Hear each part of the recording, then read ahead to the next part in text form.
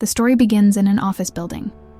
Nate, a successful businessman with strong principles, is not used to surprises. One day, returning from a meeting, he notices a young girl in a cleaning lady's uniform in the hallway. It's Emma, the daughter of his old friends, and she is clearly afraid of something. "Emma, what are you doing here?" he asks, holding back his bewilderment. "I need help, Nate. Please," she whispers barely audibly, not looking him in the eye. Nate sees that something is clearly wrong. Her hands are shaking, and her eyes are full of fear and despair. He calls her into his office to talk calmly. Emma, young, with a fragile figure, always reminded him of the carefree times when she and her father were close. But much has changed since then. Their families have long since separated, and the latest rumors about her relatives did not inspire confidence. He doesn't immediately notice that Emma is looking at him with some hidden pain. When they find themselves in his office, she takes a deep breath and, gathering her courage, confesses, "My parents, they want to marry me off to pay off their debts. I can't agree to this. Please, help me, Nate." These words shake him to the core. He understands that Emma's family is ready to sacrifice her future for the sake of their problems. Nate, who has never tolerated injustice, tries not to show his anger. "I will not allow you to be treated like this," he says firmly, trying to instill confidence in her. "You deserve a choice." Emma, seeing his determination, feels for the first time in a long time that she is not alone. She smiles through her tears and quietly thanks him, feeling how her heart begins to beat calmer. At that moment, they both understand that they met at the right time and in the right place. From that moment on, Nate decides not only to help her escape the marriage that was forced upon her, but to be there for her, to support her, to protect her. I was taken aback, frozen, as if I were standing before him naked, vulnerable and defenseless. Everything inside me turned over. My cheeks were burning. My heart was pounding. Why did he ask? What did it even matter? And should I just say yes or keep quiet? Nate studies me with his eyes, his gaze penetrating my very soul, into every corner that I would like to hide. "Yes," I say barely audibly. He looks at me in a way that again brings that strange feeling in the pit of my stomach, a pulsing warmth that surprises even me. I am drawn to him, terribly so. It's the first time in my life that someone has affected me like that.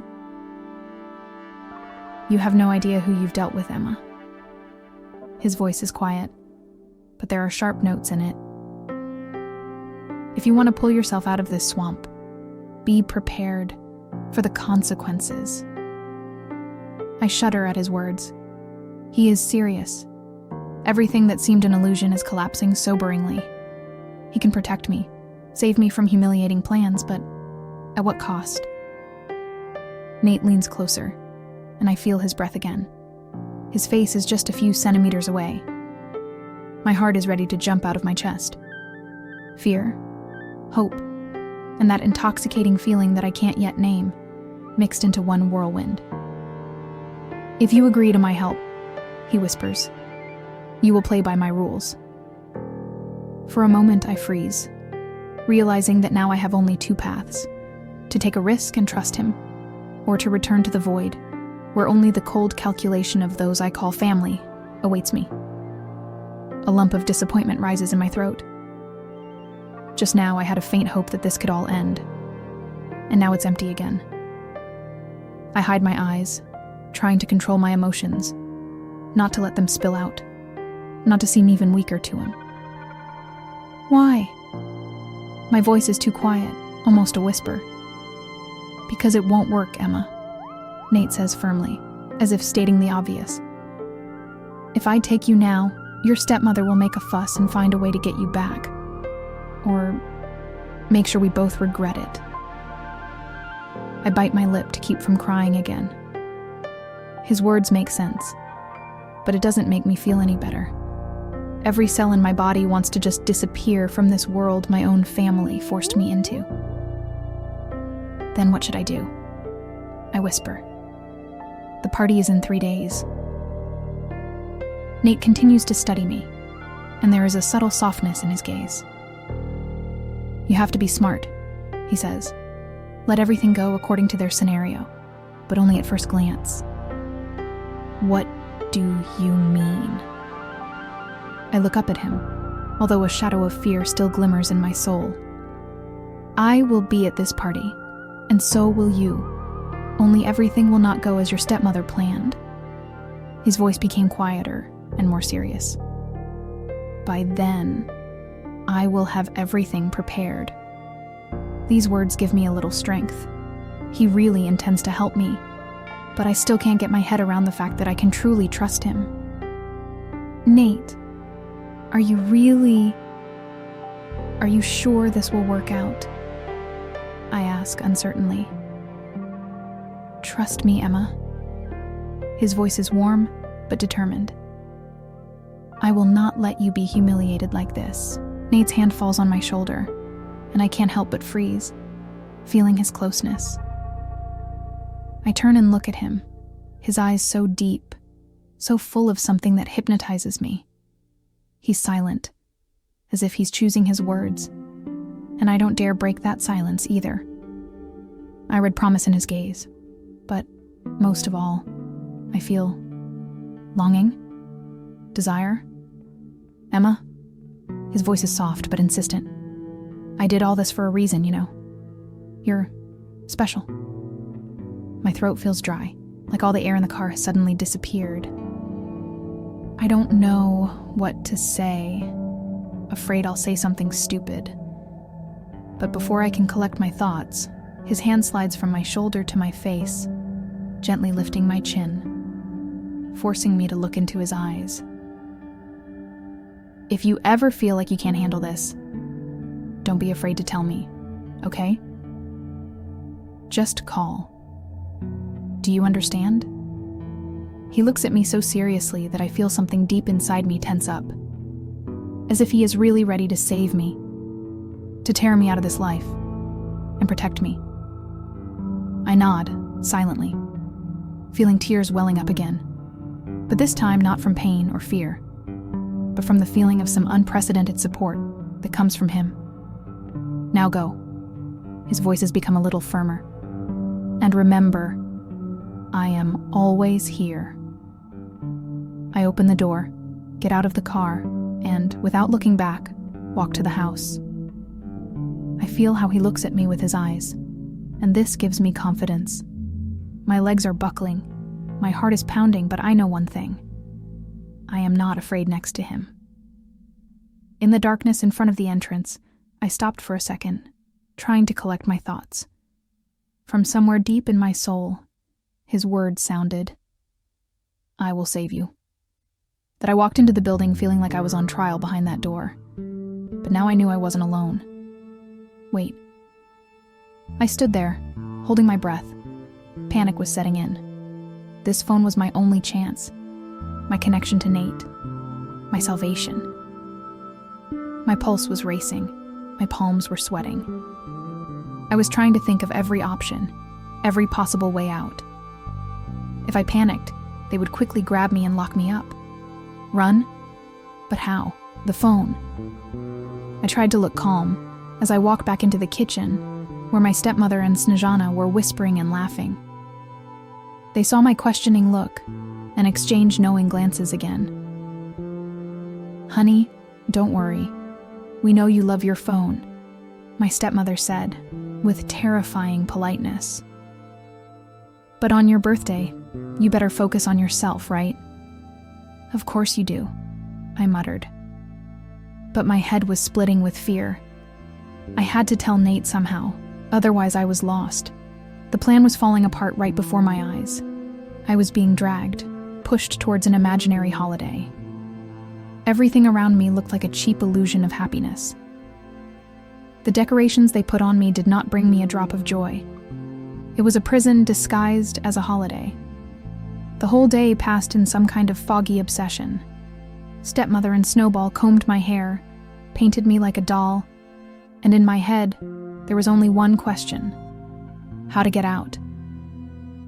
By evening, my heart was pounding like crazy, and the only thing I hoped for was that Nate would guess, feel something. Twilight falls on the house, filling it with neon light from the spotlights that my stepmother ordered to be installed at the entrance.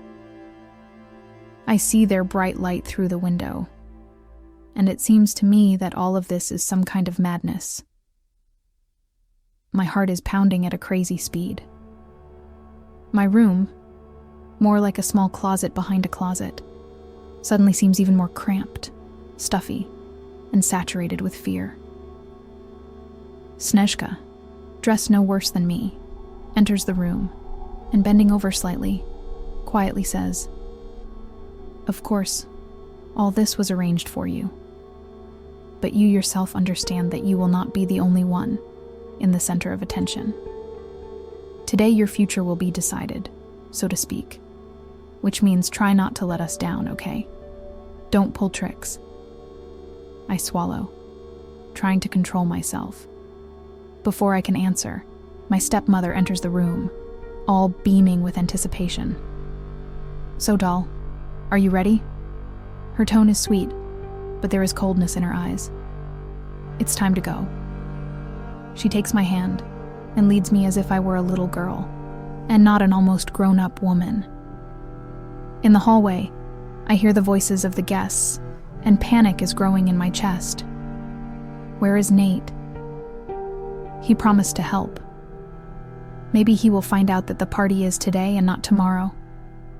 While I am lost in my thoughts, guests have already gathered in the house. Men I have never seen slide their appraising glances at me. I feel like I am in a shop window, on display, under fire. My head is spinning. My heart is pounding loudly. Suddenly my gaze meets one of the guests. A tall, dark-haired man with an icy expression on his face and a sharp gaze looks straight at me. I can't explain what exactly scares me, but his eyes are like abysses into which you fall and get lost. There she is, our hero of the occasion. My stepmother pushes me towards him. "Emma, this is Brad York." I nod, barely containing a shudder. He runs his gaze over me, slowly, appraisingly, from which my skin crawls. I try not to look into his eyes, but I feel his piercing gaze on me. And then, as if by magic, I hear a soft noise from the front door. The next moment, my heart almost stops. Nate is standing in the doorway. The moment lasts like an eternity.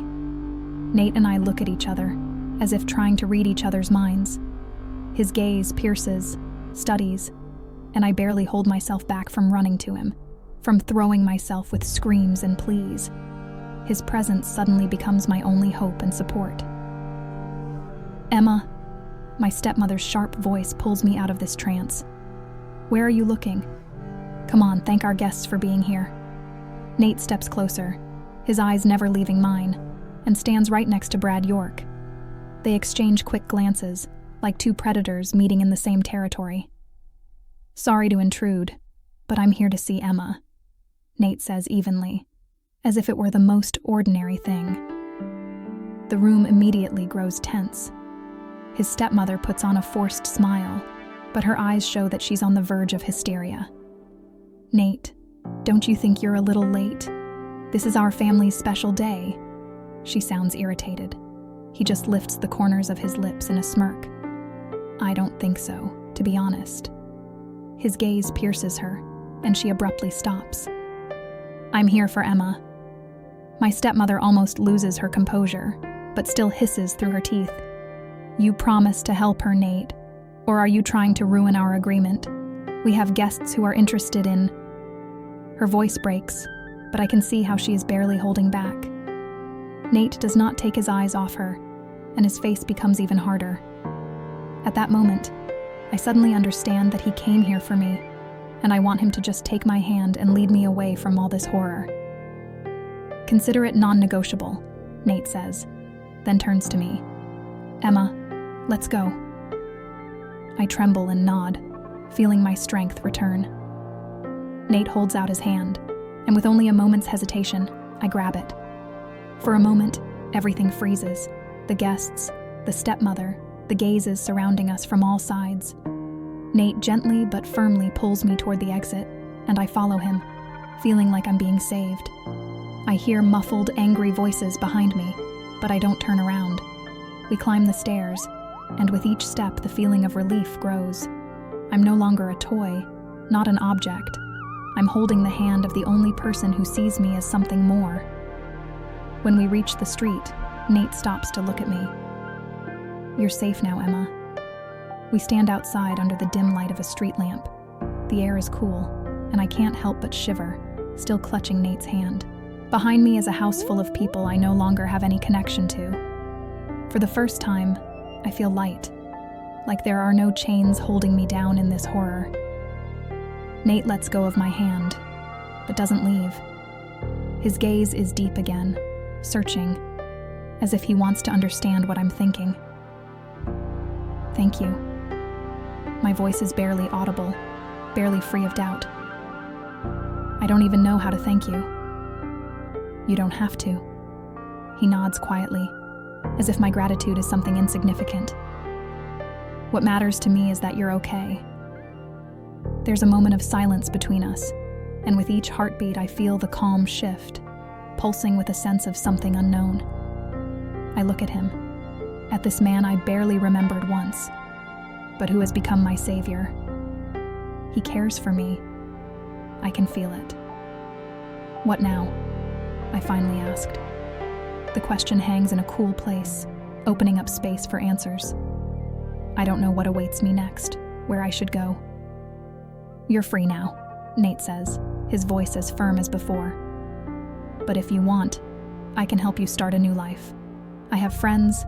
I can restore you, provide you with everything you need." I find myself thinking that I don't want to leave. This moment when he is near is the calmest and brightest in my life, but I understand that now my future depends only on me.